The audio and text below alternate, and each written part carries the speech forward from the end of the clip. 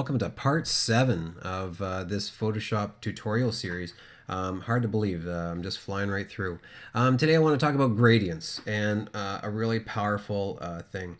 Actually, before I get into gradients, I should probably add, last tutorial I talked about a text box tool, and I did not mention that once you actually make a text box, it is totally editable.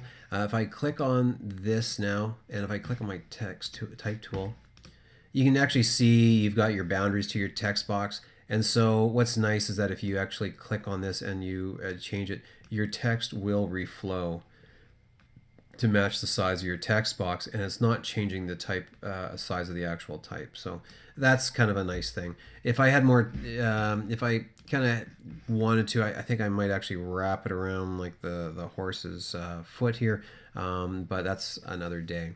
Let's actually get away from this right now. That's an extra layer. And we're gonna put the horse back in the middle here, and we're gonna talk about gradients. Gradients are a fun way just to add a little bit of life to your compositions.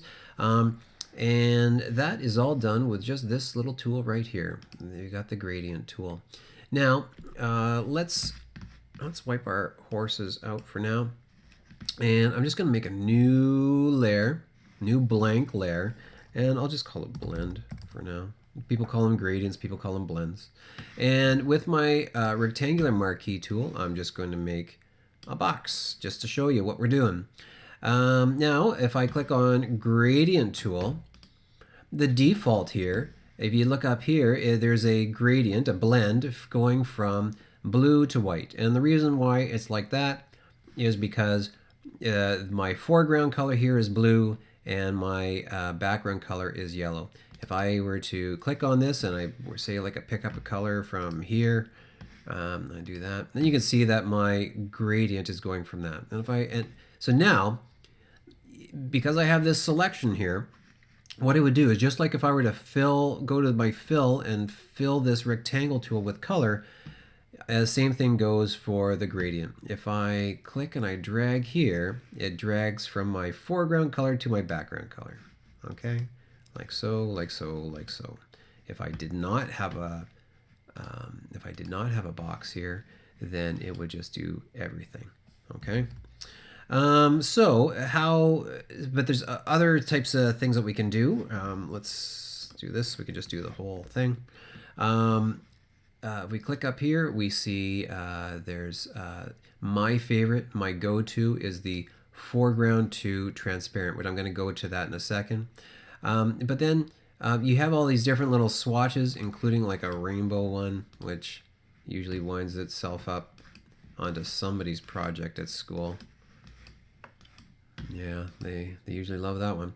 But then, you know, you've got other things that you can do. Like say this is the spiral one, sorry, the radial gradient tool. So if I click and I drag, it does a spiral. And I'm getting a headache.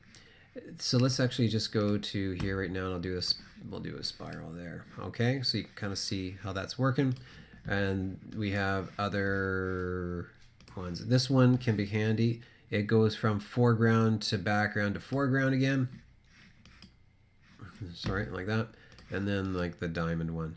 The most powerful one that I always go to is the foreground to transparent. I'm gonna just select all here, Control A. I'm gonna do a selection of everywhere and just hit delete to wipe that out. What I usually like to do is if I went to the gradient, let's click, oh, there we go. The foreground to transparent. How that works is that say if I wanted to have this my type here pop out even more than it already is, and say if this background wasn't so dark at the top, what I might do is I would use foreground to transparent, and I'll just do it this way so you kind of see what I'm doing. Oh, let's go back to just a regular old blend here. Foreground to transparent. It goes foreground to transparent. That can be cool though if I kind of start from up here and go to down here. Okay, and so I picked up the color from here and I added it up there. Now if you combine that, with the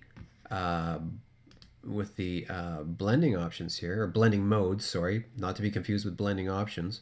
And if I multiply this, and then I just back it off a little bit,